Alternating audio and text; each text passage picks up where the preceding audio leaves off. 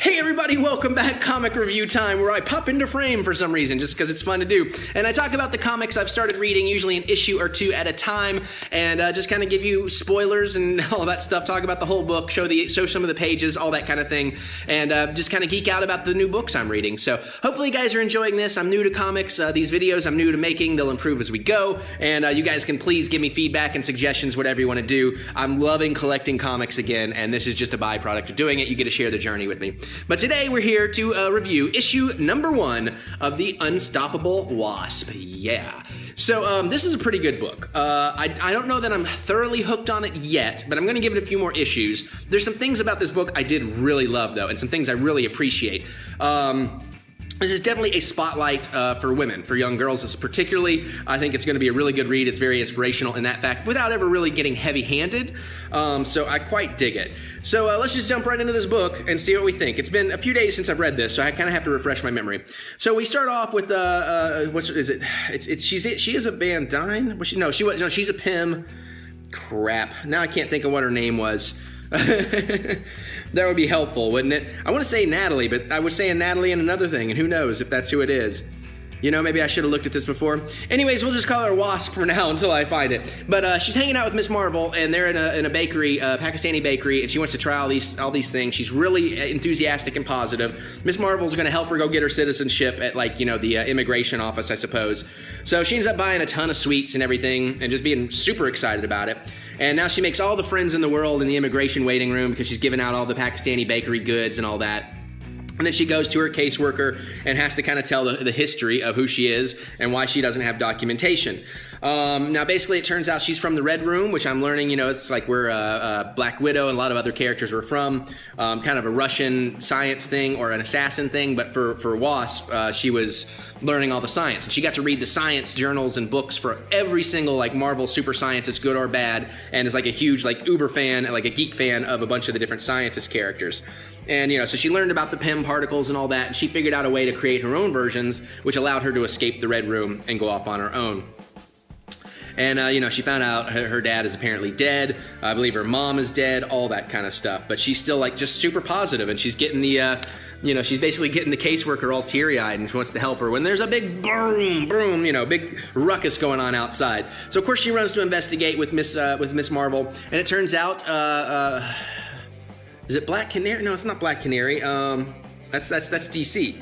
I'm totally blanking, and I have the damn action figure over there. Like, I went and bought it. Okay, I have no idea, guys, why I'm having trouble. It's Nadia, by the way. It was close to Natalie. And, damn it. The one from S.H.I.E.L.D. Oh, Mockingbird.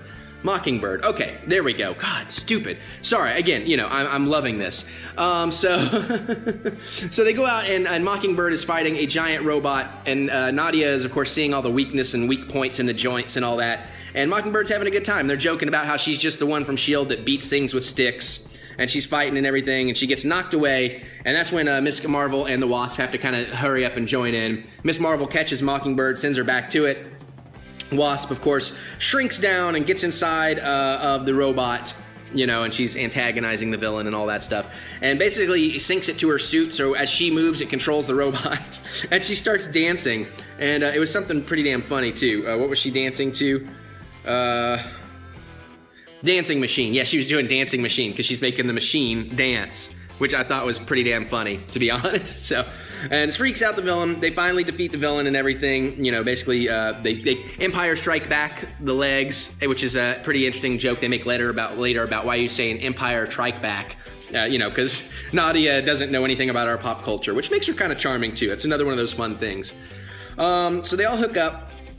And they go for smoothies, and they start talking, and Nadia is talking about Mockingbird, and when she finds out Mockingbird's real name, Barbara Morse, she's like, oh my god, wait, like scientist Barbara Morse? And she just goes on about how, and this is where the book gets really good, she goes on about how much she loves her science and read about this and how brilliant she is, and she's one of the famous ones, and Barbara is like all freaking out, because she's like, no one talks about that anymore. They just think of me as the one that runs around and beats up things with sticks, and she starts crying and stuff. Like, she just has this very emotional breakdown about it, and she's just inspired by this girl who's inspired by her. and they kind of become really good friends very, very quickly, and they're going to hang out and everything. And they talk about how, you know, the SHIELD top scientist list doesn't ever change, and it's mostly men and all this, but no one's really looking for new scientists because everybody kind of knows everybody. It's gotten cliquish. And so they kind of decide that, you know, that she's going to change that up, Nadia, Pym, and the Wasp. And you know, is the Wasp, obviously, and they're kind of going through their science lab, and they're just geeking out over each other. They're kind of, you know, finding a really good friendship love. And you know, Nadia starts putting together a bulletin board kind of scrapbooky thing, and look, she's gonna start Girl or Genius in Action Research Lab. So I think she's gonna kind of pull together a team of her own. So that's really the book. And what's really cool too, though, is that they, I missed this originally. I heard somebody talk about it and went back and looked, but they actually interview some actual prominent women scientists in here. And I think that's a neat little thing to read, especially like if you're a young girl and you need to be inspired and all that. But yeah, the next issue is called New Recruits. So it looks like she is going to try and put together a team. So that should be pretty interesting. Like I said, it's a little bit lighter, a little bit friendlier in tone. So it took a little bit more for me to get into it. But I think as it goes on, in a few issues, I think I'm really going to end up loving this. It really, like I said, it made me love Mockingbird to the point where it's like, okay, I got to go buy that Marvel Legends figure while I can still find it. You know, and that character was cool on S.H.I.E.L.D., the TV show, but this made me like Mockingbird, and I want to learn more about Mockingbird. So if nothing else, I give it thumbs up for that.